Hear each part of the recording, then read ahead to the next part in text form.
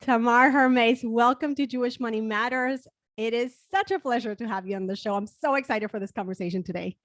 I am as well. I'm a huge fan of the podcast, and I love the mission. I love the message and everything that you're sharing and your energy and your knowledge. Well, the feeling is mutual because I don't know if I've ever told you this before, but I am super passionate about real estate. And I think it's a topic that we're not talking about enough as women.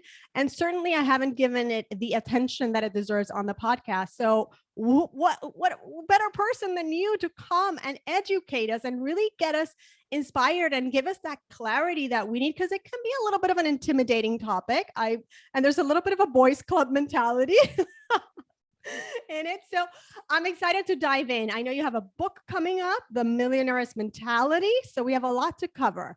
So I thought we might want to get started with what was the bug? Because you've been investing in real estate already for decades, and now you're educating women about it. You have online programs. Now you're coming out with your book.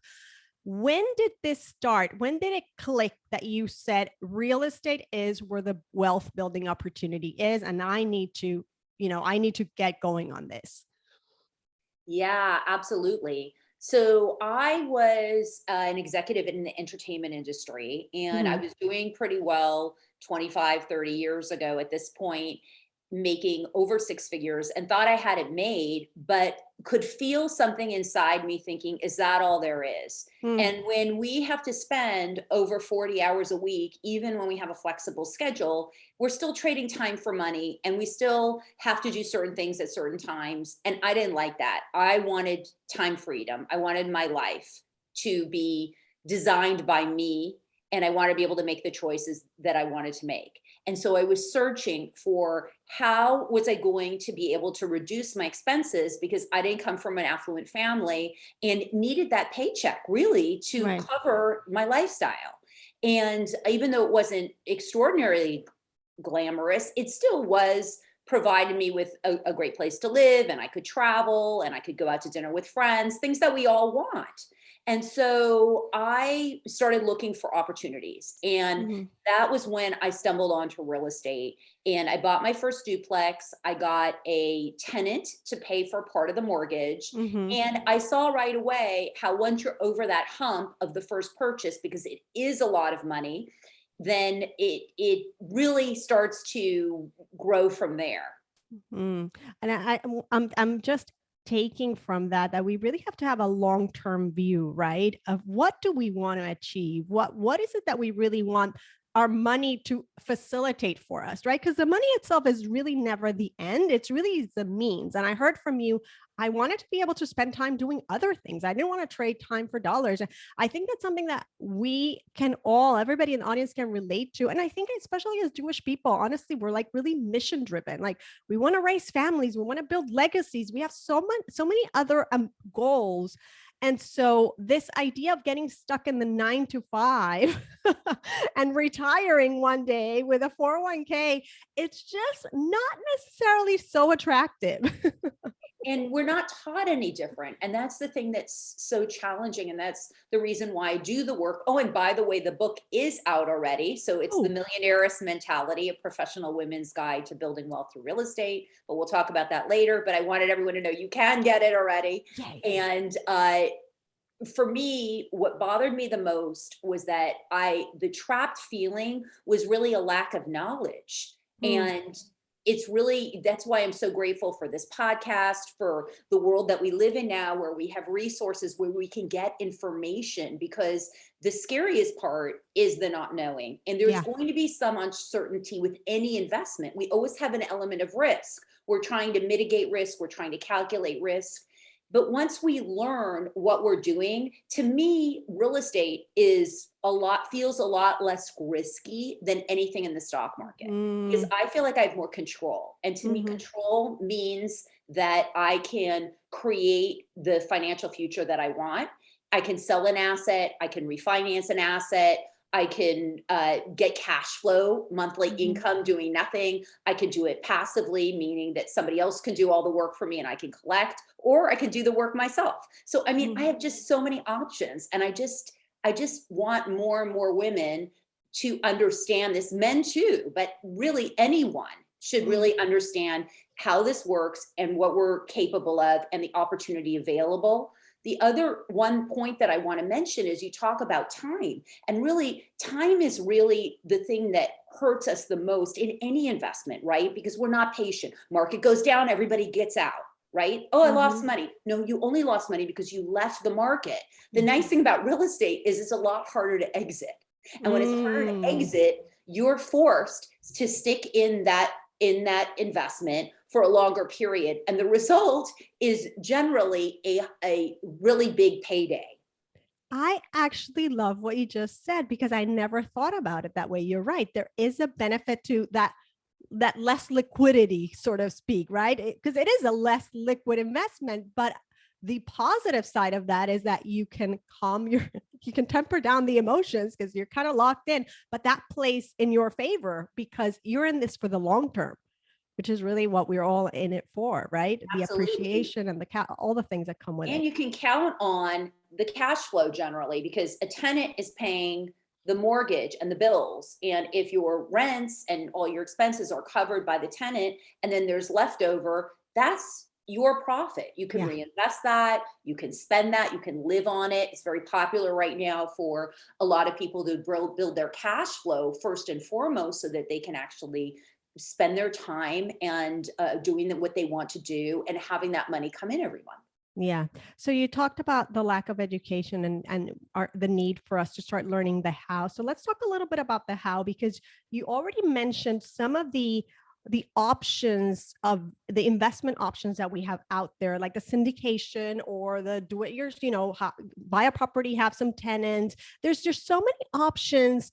And I guess my question is twofold. One, maybe let's walk listeners through some of those options, at maybe even, at least briefly, but also I'm looking to see if you could answer, like, what do we focus on one strategy first? Because I think you mentioned that you went in and you got tenants, right? Maybe also let's tackle that, because having many options, I don't know if one should tackle a few or one should go in on one strategy for a while. So let's walk us through that. That's such a great question. And it's something that I actually think is one of the stumbling blocks, because the confused mind does nothing. And there are so many options and it's expensive. So no one wants to make a mistake, because it's not like, oh, I lost $10. So and meanwhile, we're wasting time. Exactly. And meanwhile, we're wasting time thinking about not losing the money. So we're not going to do that. Right. So I actually created a personality quiz. It's just tamarquiz.com. And that all walks through what is your real estate personality. So let's talk about it right now. So there isn't one right answer in terms of whether to go narrow and deep or whether to focus on one strategy at a time. But logic tells us, and what we know about entrepreneurialism, investing, that when we go narrow and deep on something that we believe in, it generally will scale faster. So it's good to start with step one, as opposed to having your hands in 20 different pots, because then you really learn nothing very well and you're a little frazzled, and it can create a little bit of chaos that we don't want. So I would say you want to discover how much time you have. So based on the time, you may want to put your money in with an investor and earn returns, which are usually anywhere from, they're generally upwards of 15% annualized, and they're paying you cash flow during the investment. So those passive investments are very lucrative. You also get depreciation, which means that you get a tax deduction. That's a whole other conversation. We have to have a part 2 real estate. And so that's one thing. If you don't have time, you have to have someone else do the work.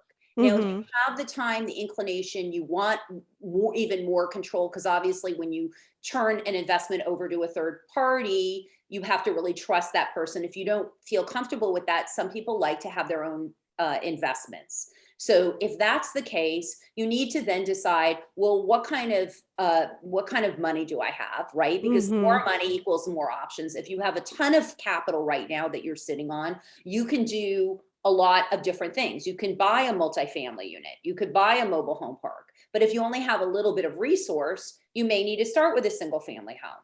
And Mm-hmm. so a lot of that will kind of dial down the variables for you.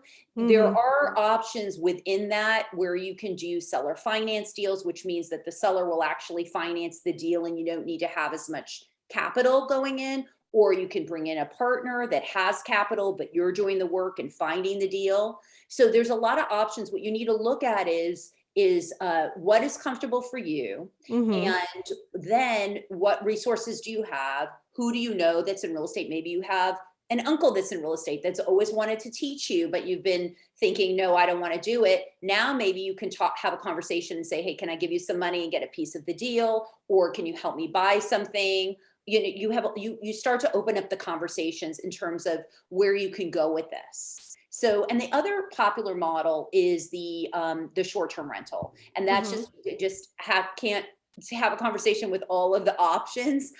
There's many more that I'm not including right now, but the short-term rental has really become a very viable option for a lot of investors, because you can actually buy a single family home and rent it out like a hotel and profit very well. Certainly you want to mitigate risks there, but you can do, you have a lot of options there, and it's a really great avenue to go down if you want to build your cash flow and your net worth quickly.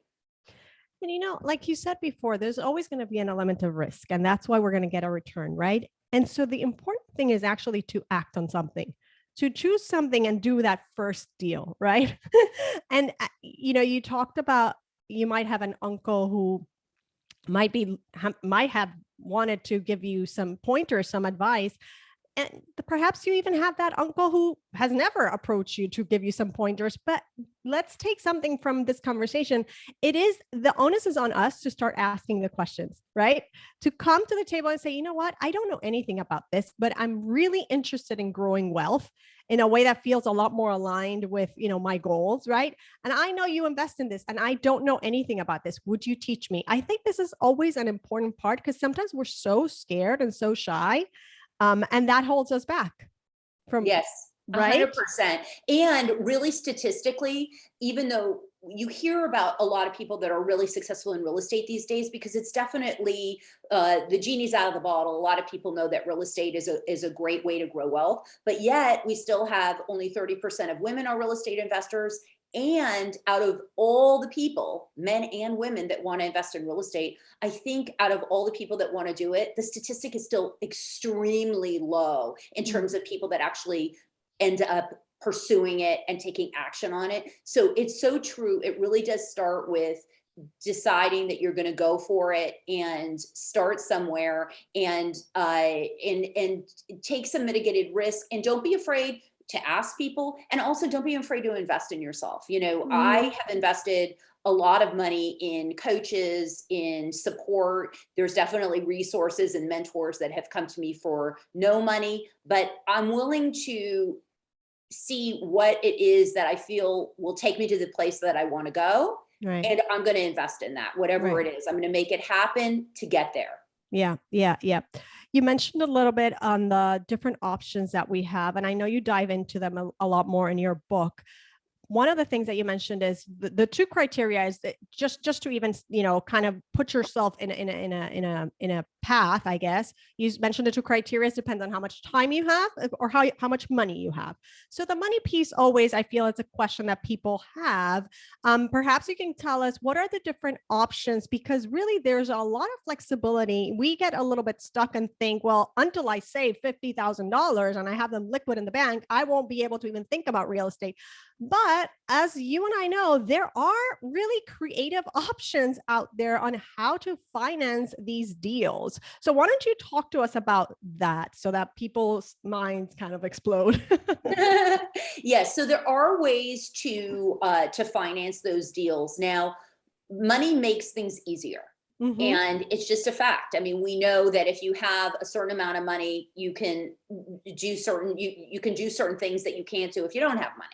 And it just shouldn't stop you depending on where you're at. So if you need a deal where you want seller finance, you really need to be a little bit more of a hunter. And a Mm-hmm. hunter for the deal. You have to start looking for off-market deals. You have to, so that you don't have as much competition. You need to go to those mom and pops. which we call, more smaller independent owners, where Mhm. maybe they have a lot of equity in the property and they're ready to get out and they really like you and they see that you're responsible and you want to make a deal and it helps save them on taxes to not get a big lump sum. And so you can start paying them and making a loan with them. It is definitely more challenging. There's books on it that teach, how to buy a property with low or no money down. It isn't my forte. I generally will work with women that have some money because it's just a different category of where we're at. But one of the things you mentioned too is, and this is such a challenge, and I know I struggled with this for a long time, which is that let's say you have 10,000 and it's not quite enough to buy the property that you would want to buy. So do you keep saving and you don't want to invest it in the stock market because the stock market can go down? So you're really just kind of sitting on the money. And with inflation right now, we're losing money. So, so what I would say is, you want to look at the market conditions right now. I mentioned the inflation situation. So we really need to do everything we can to keep our money moving. It Mhm. does give you less flexibility because yes, it does make sense to save your money and buy a property that makes sense. However, if you have 10,000 right now, you can go to certain parts of the world. I shouldn't say the world, like if we're talking about the United States right now, but you can do it anywhere in the world. So you really can. Mhm. But naturally, if you're going to buy something in Austin, it's going to be significantly more expensive than you buy something in a suburb in Ohio. Right. So there are variables there. So you want to figure out a way to get your money working with where you're at.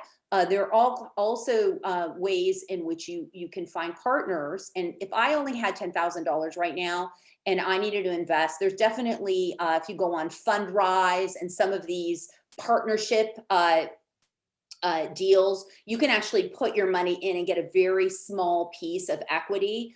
The only thing about that, I'm not sure what those returns look like. It will lock up your money. So if you really have your heart on getting your own properties and building your own portfolio, that may lock up that money and not give you the Mhm. flexibility. So what you may want to do is find some. If you have 10,000, find four other friends that have 10,000, and then Right. buy something together.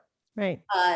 Or another popular strategy when you first start out is what has been called now as house hacking. And you can Mhm. actually buy a place and you can rent out the rooms and then cover your rent that way. I mean, it's definitely more of a younger person's game. I think we reach a point in our Yeah. lives where hopefully we have our families and we want to live together with our family and maybe some extended family, but not, roommates. Mhm, mhm.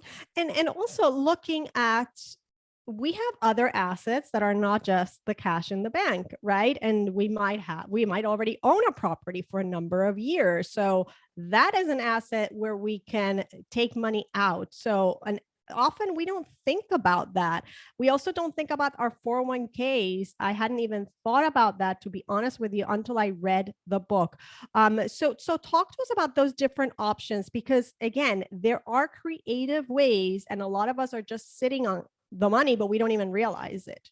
Yeah, these are two amazing points that you just brought up, Yael. And these are gold right now. Hmm. So let's take the house. So a lot of times the way especially in my generation, we were brought up, pay down your house, don't have debt, just pay it down so that when you're old, you have no debt. And it's Right. just this kind of like cookie cutter life that Right. none of us want to live anymore. I don't even know if the people in that generation want to live it, but they didn't know any better. But Right. thank God we live today. In this lifetime that we're here, we know that Thank we God. that we have options. So what happens is that, let's say you bought your house 8 years ago and you paid 300,000 and now the house is worth $1 million. So you Hmm. actually have $700,000 that is equity that's sitting in that house. And right now, interest rates have climbed, but they're still low enough where if you borrow that money at 6%, 5%, you can actually take that money and make 20% from an asset. So Hmm. what you want to do is what we call leverage. And Yes. leverage means that we're using our resources intelligently, not to go, I didn't say, to go and buy a fancy dress or go on a holiday because you just want to go. but to actually take that money and utilize it towards something, towards an asset, and start multiplying what you have. And it feels scary because yes, your interest, your mortgage will go up, right? Because you're Right. taking out a bigger loan.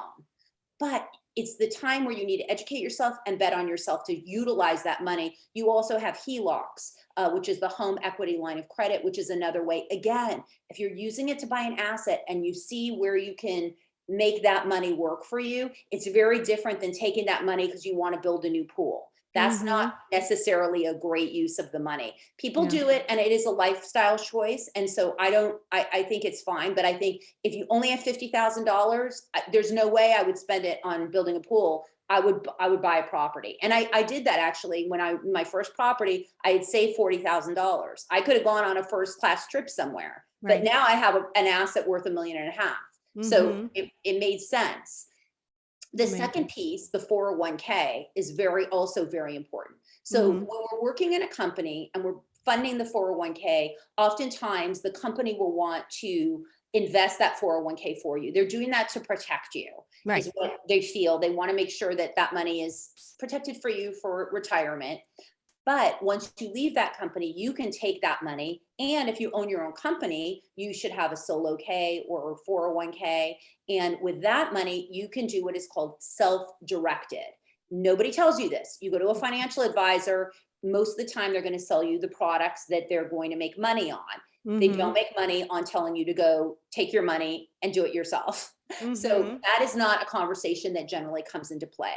But there is what is known as a self-directed 401k, a self-directed IRA. And what that means is that you can take that money and you can control it. You can take that and invest in real estate. You need to be very careful though, and remember that it is a retirement account. So it's not like you take the money and then you can spend it next year. You can't spend it without penalty or without paying taxes until retirement is tax deferred dollars. You also can't commingle that money. So you can't take that money and work with it other than making it self-directed and giving, like you could give that money to me and I could invest it for you, but you can't control it. There's rules and regulations in depending on how your 401k self-directed account is structured. And so you want to be very careful because you don't want to get disallowed by the government. Oh my gosh. I think this deserves a really deep dive because there's what you're saying is there are some steps between, you leave your job and you have this 401k and you're like, oh, well, now I'm not going to get another, I'm not, let's say somebody leaves, like now so many people are leaving and starting their own thing, or they're just like taking time off. Right. So it's like, I could leave it sitting there, or I could just transfer it and open a traditional IRA, or if I start a company, I could. Right. But there are steps here that we need to take if we or get educated on how to take them if we wanted to channel this into now being something that we can use for real estate investing. Yeah. And just remember, it's not that hard. It sounds complicated because you've never heard it before. Right. But it's really just step 1, step 2, step 3, talk to the CPA, make sure you're in line, and you can do it. Right. Okay. So ladies, it really does require an education. And by the way, HELOCs are also, I'm glad that you mentioned it. I actually was just talking to my husband recently about it. I was like, But anyway, if we were going to map out, if somebody's listening to us and they're like, okay, this sounds interesting. By the way, we haven't even told them why we think it's so interesting. Actually, let's do that. Why do we think, or why does Tamar think real estate is really the best investment to be made?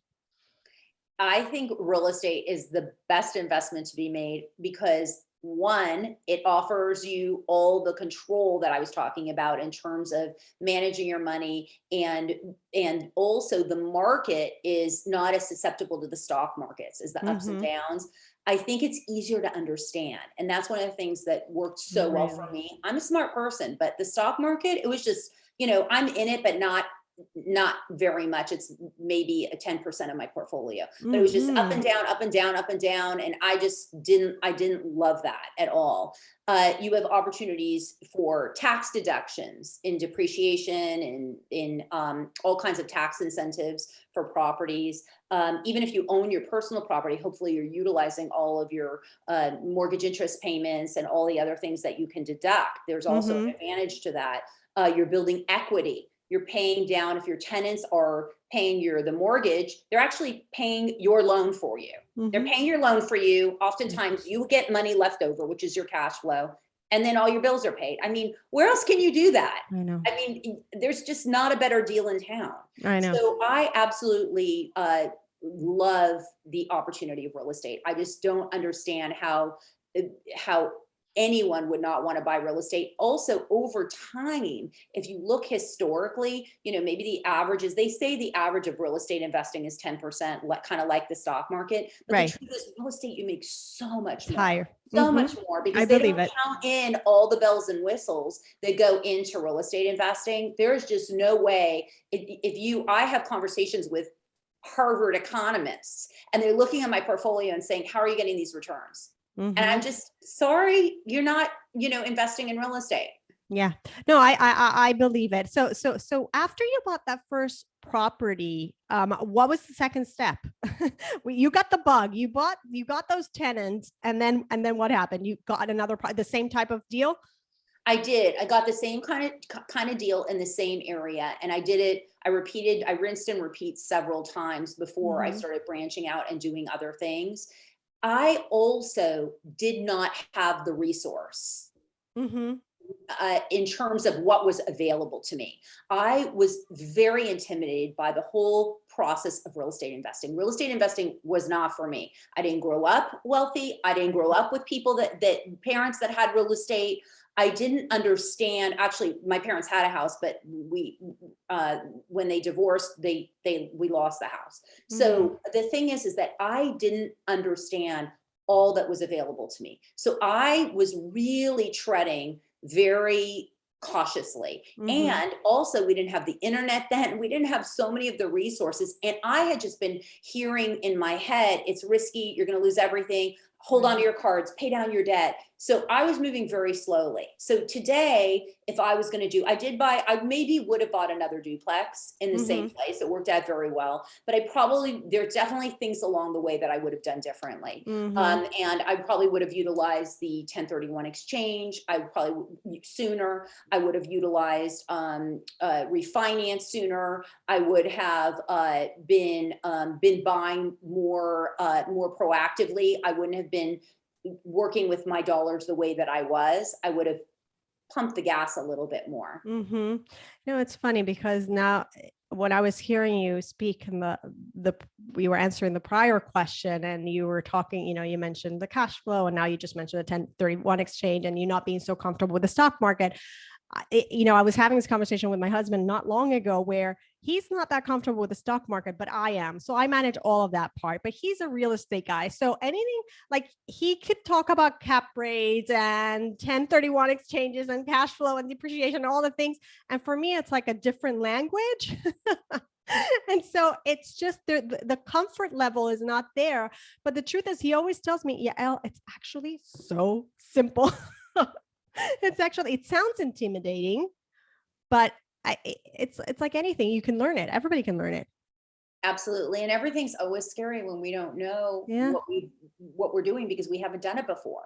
And it's always walking into that space where we don't want to be uncomfortable. Right. And that was actually, I don't know if it was on your podcast or on somebody's recently, they were talking about again, the same thing that I share, which is that we're not conditioned to be uncomfortable. It scares us. It is scary, and we don't like it, and we resist it.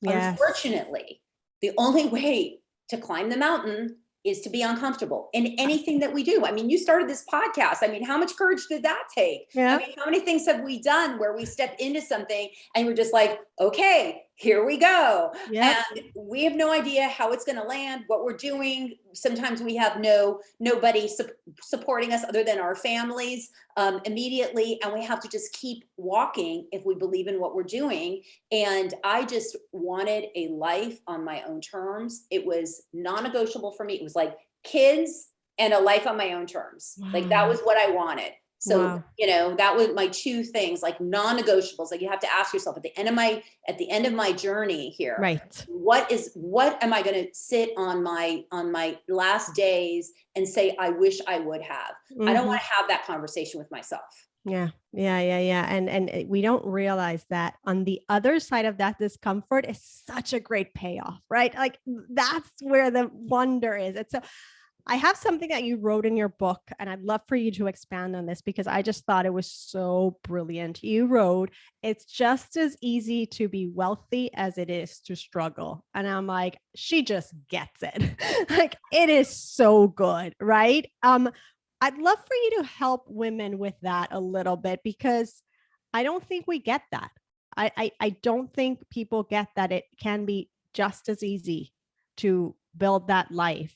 And we keep arguing for the restraint. We keep arguing and validating that which we know on our parents' story. And you know what I'm saying? Hmm.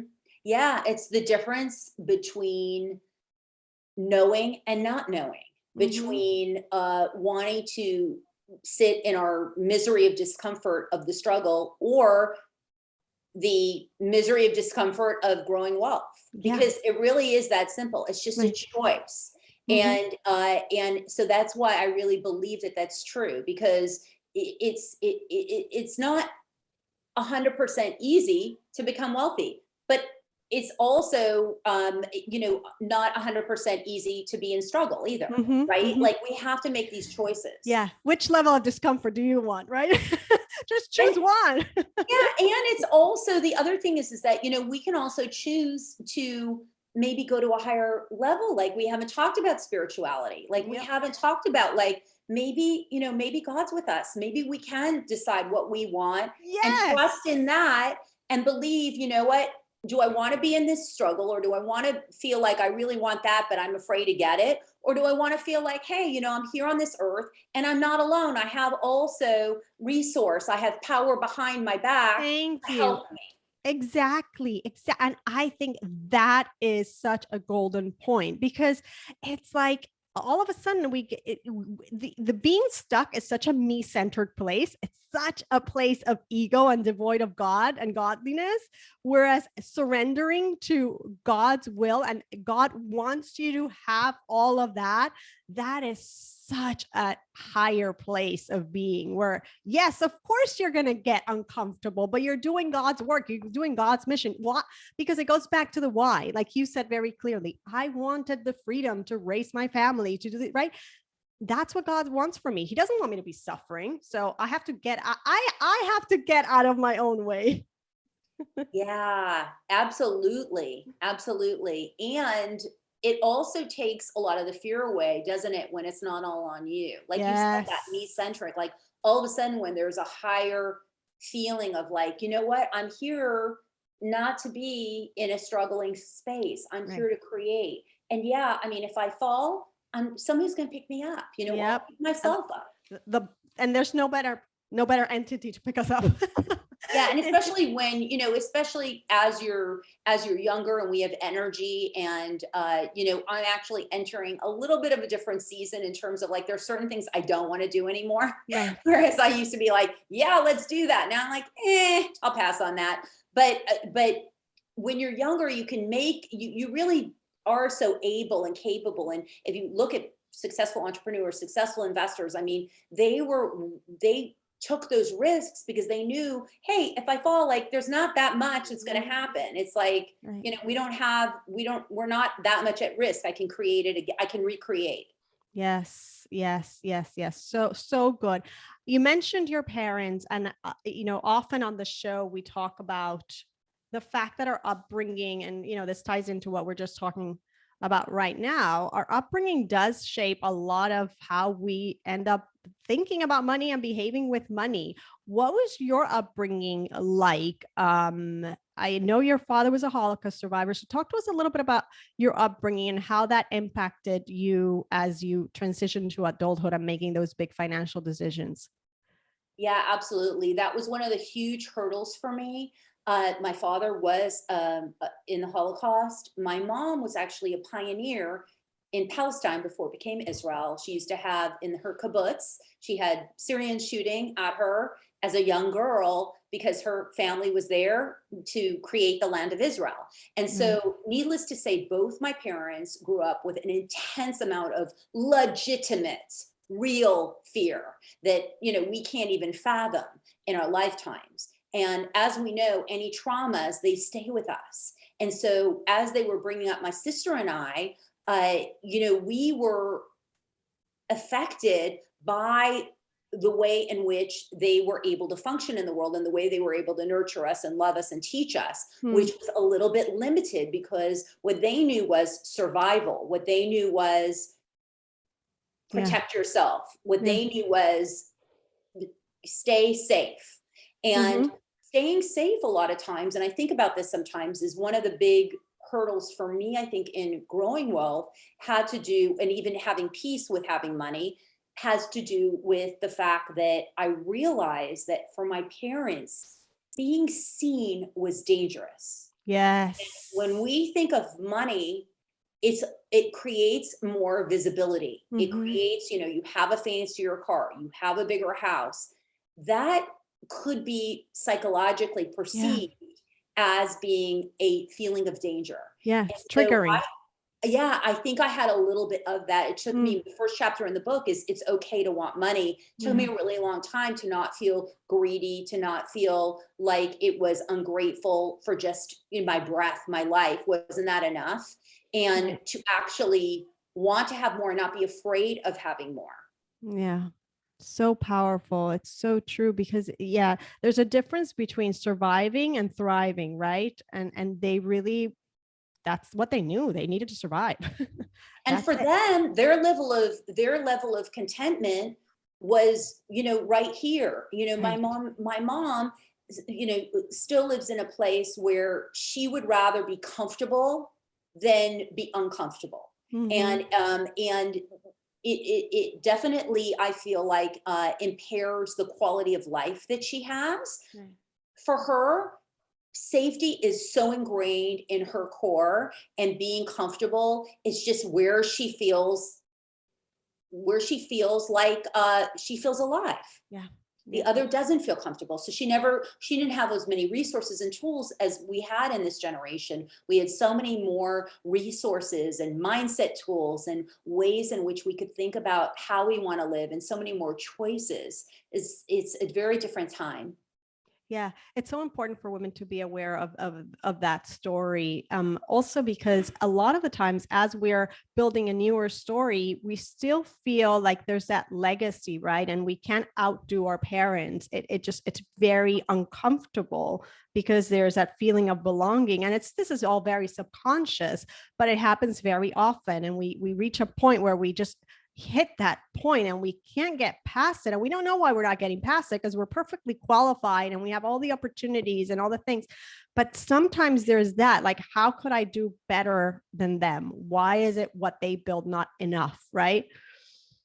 Really good. I love that. Yeah. So important. So then I have to ask you, how were you able to, because there's so much here that we have to overcome when you grow up with that. What were some of those breakthroughs that you had along the way, or how did you achieve them? Because obviously you did. You broke through tons of stuff that comes up, right? All the money demons as we're building wealth.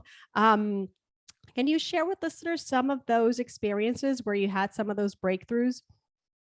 Yeah, so absolutely. I was always very energetic.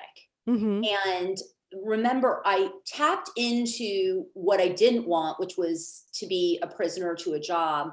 And I also, the part that I did know that I wanted was, I knew I wanted someday to have kids, and I knew that I wanted to figure out a way for freedom. So when you know where you're heading, right? If you know in your heart, I want this, it's easier. Like if I say, I want to go to Hawaii today, I'm going to figure out, like, I'm going to call the airline. I know the steps to take all of a sudden, because I know where I'm going. I'm going to Hawaii. I know that there's a certain way to get there. So once you decide what it is that you want, I think it helps a lot. For me, one of the pivotal moments I share a lot is when I was 14 and a half, I lied about my age. I got a job. You could do that back in the day. They weren't now. These days, they wouldn't, you could probably get away with it, but I was able to do that. I got a job at a restaurant. I was a hostess. I saved $5,000 and I bought a car. So that was the first time that I started realizing, okay, if I really want something, I knew I wanted the car. So I focused, I saved the money, I worked, I found a way to get a job to find money. It's the same principles. And the beauty of it is, as we are heading to these goals and climbing the hurdles, we become more confident, right? Because how confident was I when I was cruising around in my stick shift Ford Escort? I was pretty snazzy. So, you know, it created a different part of me was developing that was showing me, hey, you have some capability here. You're not a pawn in the game of life. You have some choices. The same thing when I bought the property.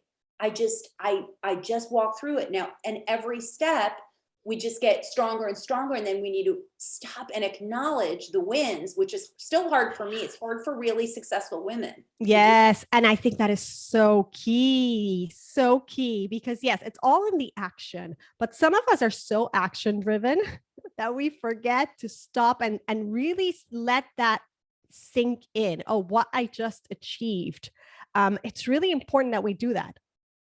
Yeah, because that anchor is what's going to take you to the next place. So we're always climbing. I'm still climbing hurdles. I'm still scared every day because I'm always creating something new. I'm always taking on a new challenge. To me, that's life. It needs to be like this. It needs to challenge me.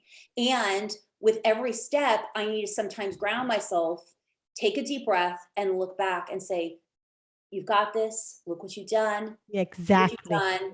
Applause for you. Now let's go forward. Let's walk into it. Know that you're not gonna die from it, and that you're gonna keep moving forward. Yeah.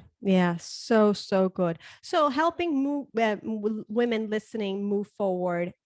Let's what would you say is the first? Let's do like an org chart, right? If we were to map it out for people, what would you say the steps are? Like, do we have to find a lender first, or find a property first, or what would you say? Listen, think about this in these steps.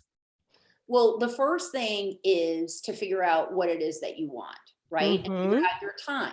So that's step one. So I've got to figure out, okay, I don't have any time, so I need to find investors that I can do deals with. Or I have all this money that's sitting. My priority is really to get this money from sitting into an asset. Okay. So once we kind of figure that out, and once we figure out, okay, you have to project. This is very important, because once you buy a property, there's expenses with it. Or once you invest something that's locked in for 5 years, you're not going to take that money out. You can't get that money back. So you need to make sure you have enough to support yourself. So you've got to also make sure, okay, I have enough money to fix the place if it needs repair, or if it's vacant, if a tenant moves out, or if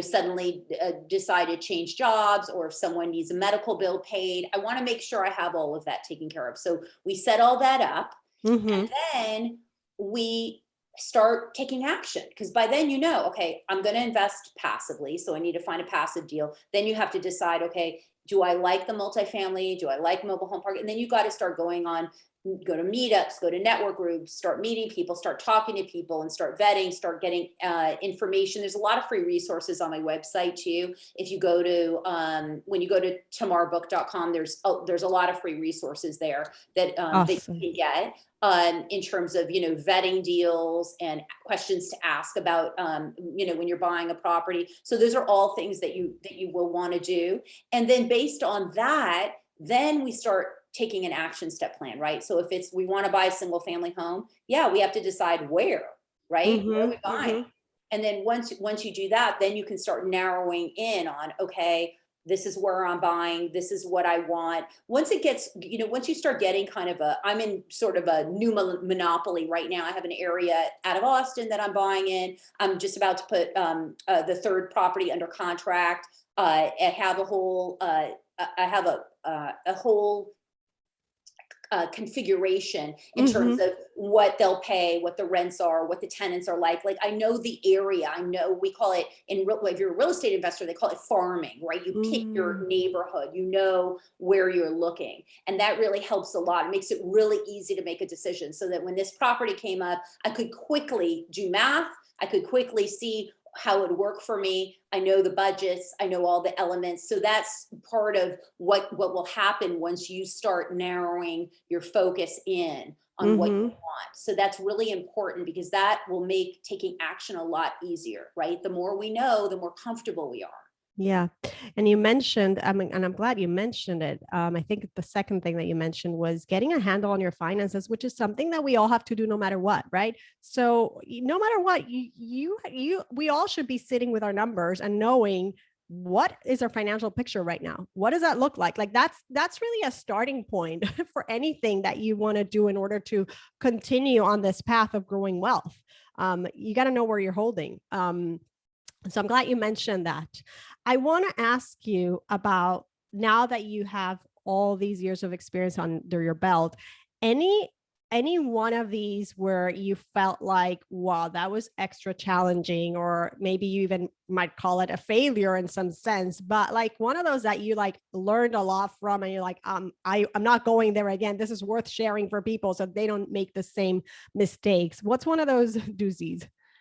Yeah, there's a couple I can think of. Although overall, like I said, I've been slow and steady, and it's worked really well for me. A lot of like bases, doubles, triples, and one was recently. I bought a lake house in Arkansas, and I had what we call boots on the ground, which means you have people in place that you can trust and that can manage it for you. Because I don't live in Arkansas, so I'm clearly not going to be doing the day-to-day management of the property. And I was planning to Airbnb that property. The numbers looked great. The projections looked great. The place was great. And as we were going through the process, I kept saying, is this regulated? Can I Airbnb this? And it turned out that in the final hour, after I had closed, after I bought the property, after I started buying furniture, but I was doing it slowly because I was smart enough to realize the deal's not done until the deal's done. I was told, nope, you're not going to be able to do this short-term rentals. So I had to pivot quickly, and it was a nightmare. It wasn't a nightmare. It's just that it was time consuming. And when it's time consuming, sometimes I call it a nightmare, because I don't like being bogged down by minuscule busy tasks that I don't like. And it happened so fast that it was hard for me to delegate it. So I ended up doing a lot of the finagling on it.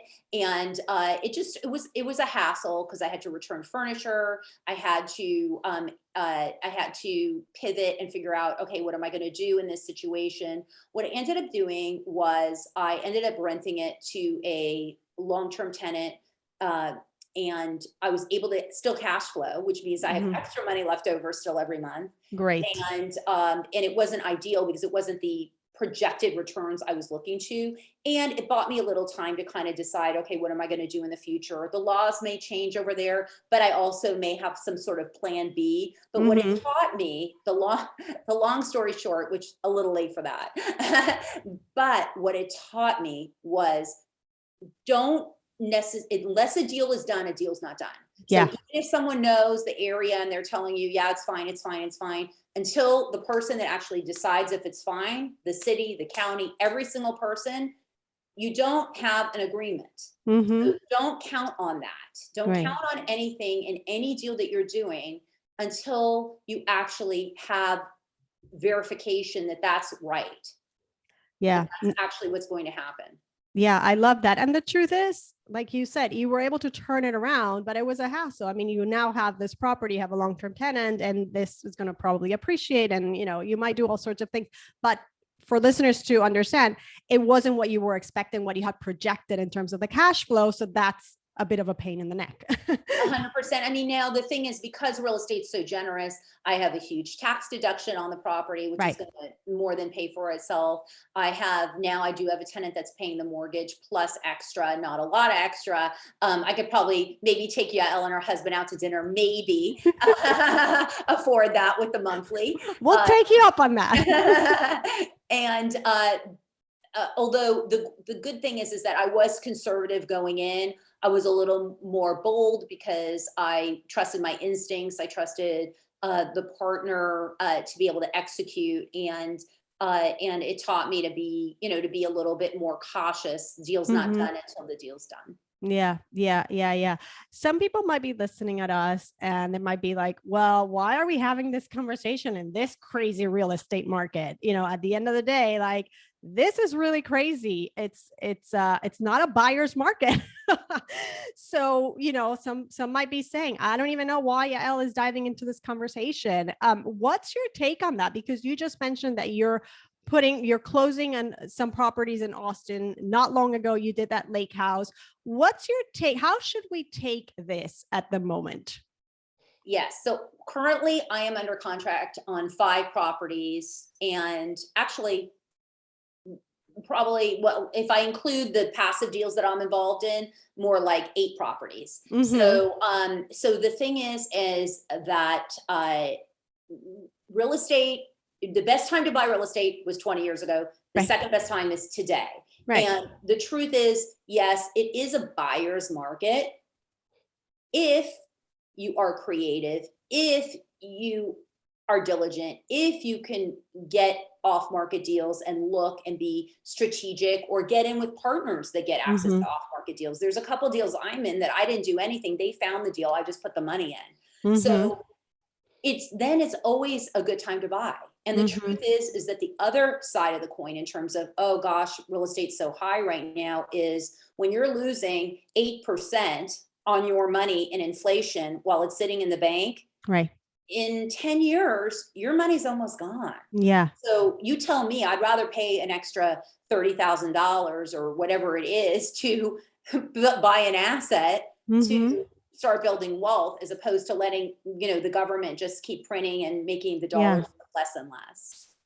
Yeah, I really like that approach. It's true. Sometimes we get, again, it's another excuse to keep us comfortable and to, kind of hold us back. And by the way, some say, I don't know, maybe you have an opinion on this. Some say this is a little bit going to crash pretty soon, and the things are going to get more stable or more normal. Who knows? What do you say? Well, it's interesting. The real estate market right now, it does look like it's stabilizing pretty much everywhere. Definitely prices haven't come down, but whereas there were 20 offers for something and people were asking outrageous prices. No inspection, crazy prices. Yeah, it's still, there's still high prices, but it's not as crazy as it was. And the reason's obvious, because interest rates doubled. It went from 3 to 6 overnight. And some people are just priced out, or they're waiting. A lot of people are saying that the government is just doing this to level out the amount of money in the system, and that eventually interest rates will come down again. We do have a huge deficit of housing. So, there's millions of houses compared to the population that need to be built. So a lot of people feel like the housing market can't crash because we need houses, right? And it's simply a supply and demand issue. Although I think crazier things have happened, as we all know. And so I always think, buy where the numbers make sense. Make sure you're cautious about managing what you're putting in, what you're getting out, and that you have exit strategies. Don't ever think that anything can't happen, because it can. And if anyone tells you they have a crystal ball, then they don't. They really don't. Right.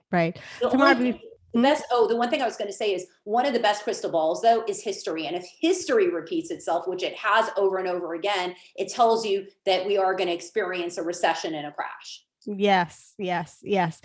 But we shouldn't panic. Don't panic.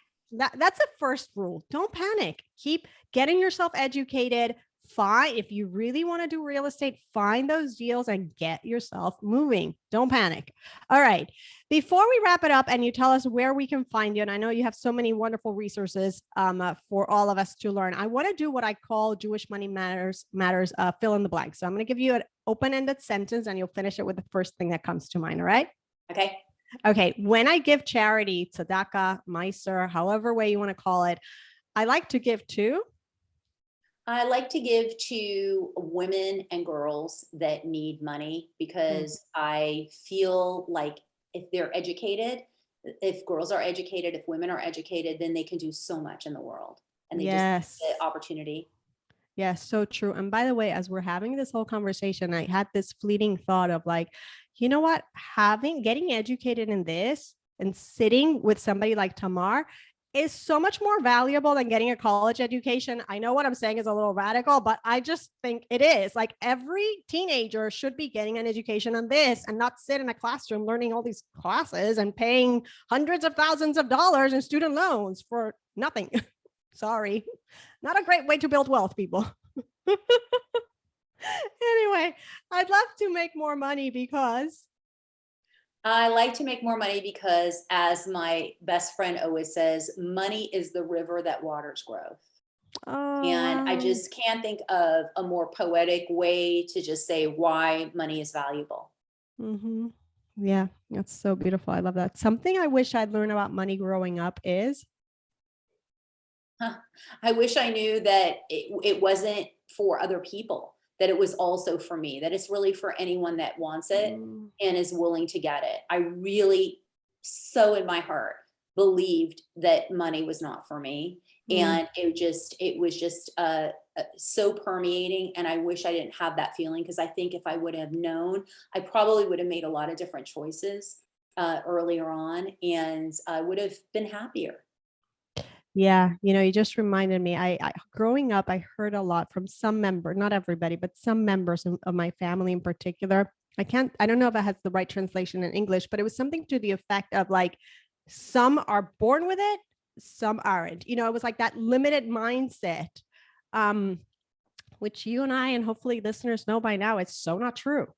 It's so not true. But sometimes we've been conditioned to believe that. It's so ingrained, right? Money, spiritual or physical? Spiritual. Nice. Something I splurge on unapologetically is? Facials. I love a good facial once a month. You won't believe I just booked my appointment yesterday. Awesome. For next week. It's worth it. It's so worth it. It's so worth it. I actually took my teenage daughter and I said, excuse me, I'm also due for one. So I booked my appointment. Tamar, spender or saver? I think I know the answer to that. I mean, you were 15 and you were already 14 and saving for your car. Yeah, I'm a saver. Although what's great is that as time's gone on and I have so much more money, I am able to be a spender and a saver. But I'm still conscientious about money. There's still things where I won't spend. And the thing that I love also, and maybe you see this too, Yael, and your kids, is that we teach a conversation of money to our children. And I love the fact that there are certain things where my kids will say, "Oh God, Mom, no, we're not going to buy that. That's ridiculous." Like you can spend that much money on that. And I love that they think that way, because I see that they're learning a value of money and a value of what it takes to make the money, to spend the money. Yes. So so that's the other thing. So yeah, definitely in my heart, I'm more of a saver. Yes. Today I'm most grateful for. I'm grateful for every moment. I really am. I really am trying to now, when I go outside and look at the trees, it sounds so corny, but I go outside and look at the trees and I really try to just take it in. And I try to take in this moment. I'm trying to take in more of every single thing that we pass by. Yeah. Because we miss so much by trying to get to the next thing. And I don't want that to happen. And I know I worked so hard so that I could create that. And yet what happens is that once you start the wheels rolling, you're just rolling and rolling and rolling. And before you know it, you're in this perpetual situation. I've been stressed about a couple new projects that I'm working on.